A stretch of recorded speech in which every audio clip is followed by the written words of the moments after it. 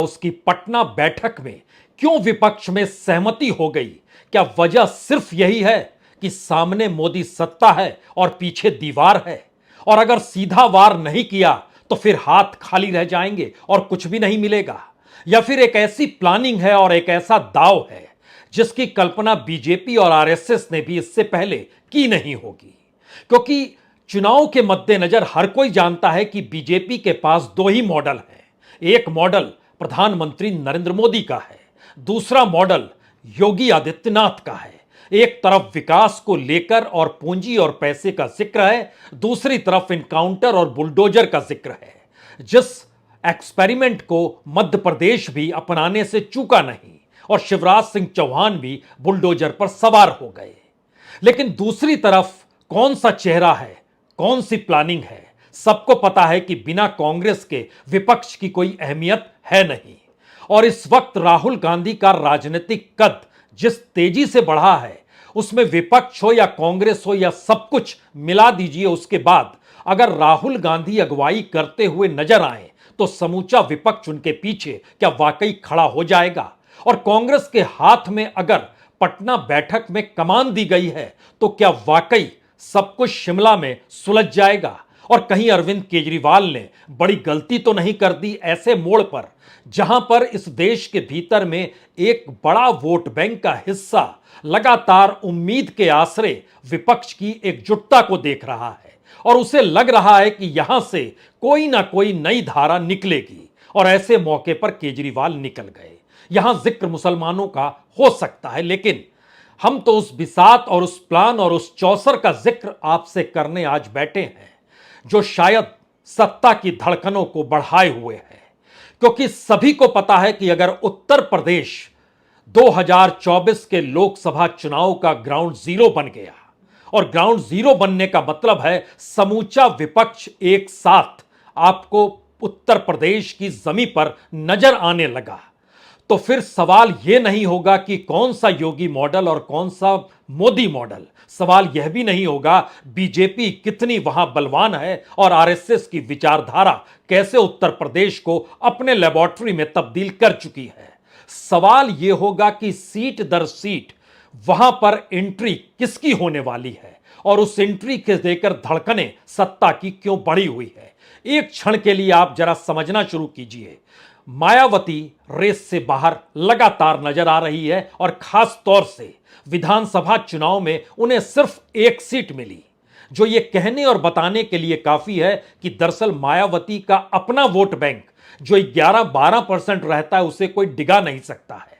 लेकिन उस 11-12% vote bank के अलावे क्या मायावती इस दौर में पूरा वोट बैंक खो चुकी है, जो एक वक्त उसके साथ तकरीबन 20 से 22% का वोट बैंक रहता था, हमेशा रहता था, चाहे वो लोकसभा चुनाव हो या विधानसभा चुनाव हो? तो क्या मायावती इस सीन से गायब है उत्तर प्रदेश की सियासी बिसात पर? दूसरी स्थिति है कि मोदी और योगी मॉडल उत्तर प्रदेश नहीं बल्कि समूचे भारत में अलग अलग दृष्टिकोण से देखा जाता है।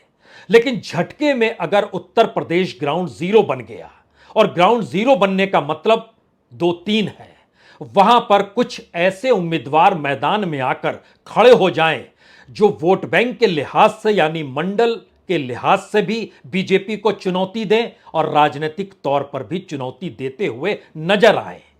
यानी ओबीसी ओबीसी कहते कहते अगर प्रधानमंत्री नरेंद्र मोदी बनारस पहुंच गए, जीत गए, और उसके बाद ओबीसी वोट बैंक को हड़पने के लिए उन्होंने खुद को खुले तौर पर ओबीसी के तौर पर पहचान दे दी, तो क्या मल्लिकार्जुन खड़गे दलित नेता के तौर पर उत्तर प्रदेश में हाथ आजमाने को तैयार है? या उस चौसर के उस पांसे का यह एक हिस्सा है जिसमें मल्लिकार्जुन खड़गे बतौर दलित नेता उत्तर प्रदेश की जमीन पर आपको नजर आए और उनके साथ समाजवादी पार्टी भी खड़ी हो, उनके साथ आरजेडी भी खड़ी हो, जो बिहार से उसकी एंट्री सीमावर्ती राज्य में जो जिले हैं उसमें हो जाए, और जनता दल यूनाइटेड भी खड़ी हो जो कि वहां से नीतीश कुमार निकलकर फूलपुर से चुनाव लड़ें या वहां की किसी दूसरी कॉन्स्टिट्यूएंसी को चुन लें। तो क्या नीतीश कुमार और मल्लिकार्जुन खड़गे अगर बड़े चेहरे के तौर पर उत्तर प्रदेश के मैदान में उतर जाते हैं और साथ में समाजवादी पार्टी है, आरएलडी है और कांग्रेस तो उस बिसात को बिछा ही रही है, तो क्या होगा? देश ग्राउंड जीरो विपक्ष का बनता है तो उनकी अहमियत क्या होगी?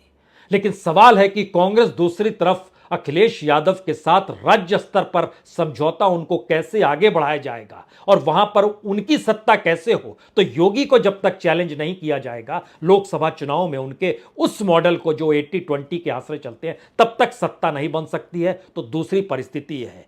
तीसरी परिस्थिति बंगाल की इसलिए महत्वपूर्ण है क्योंकि ममता बनर्जी भी समझ रही है, हालांकि उनकी निकटता केजरीवाल से ज्यादा है, लेकिन राजनीतिक निकटता केजरीवाल के साथ नहीं है।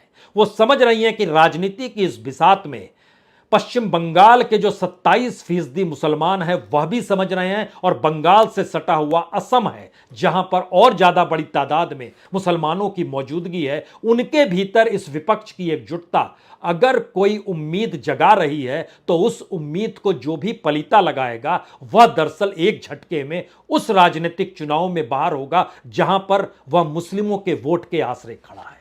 यह एक नई परिस्थिति बनी है कर्नाटक के बाद से, और खास तौर से जब पूरे तरीके से दरकिनार किया गया मुस्लिम वोट बैंक को, दलितों के सवाल को लेकर, आदिवासियों को लेकर, और ओबीसी की समूची राजनीति उफान पर आ गई, तो उत्तर प्रदेश में दलितों की तादाद 21% है, उसमें जाटव अगर 11-11.5% है तो ओबीसी की तादाद भी लगभग 40-45% 2011 के सेंसस के हिसाब से एक मानी जाती है।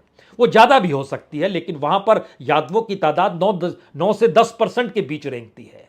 जो फॉरवर्ड है क्लास है उसकी भी तादाद लगभग 19% है। वहां पर ब्राह्मण भी लगभग 8.5% से ज्यादा है, और वो भी कहा जाता है 10% से ज्यादा है। राजपूतों की तादाद 4.5%, कोई कहता है, कोई 7.5% कहता है। उस स्थिति में ना जाइए, समझिए कि पहली बार जो विपक्ष है वो उस विचारधारा के दायरे में उत्तर प्रदेश को ग्राउंड जीरो बनाना चाहता है, जिस उत्तर प्रदेश को हिंदुत्व की प्रयोगशाला के तौर पर ग्राउंड जीरो बनाया गया 2014 में, और 2019 आते आते योगी आदित्यनाथ ने उनको बिल्कुल अपने तरीके से तब्दील कर दिया।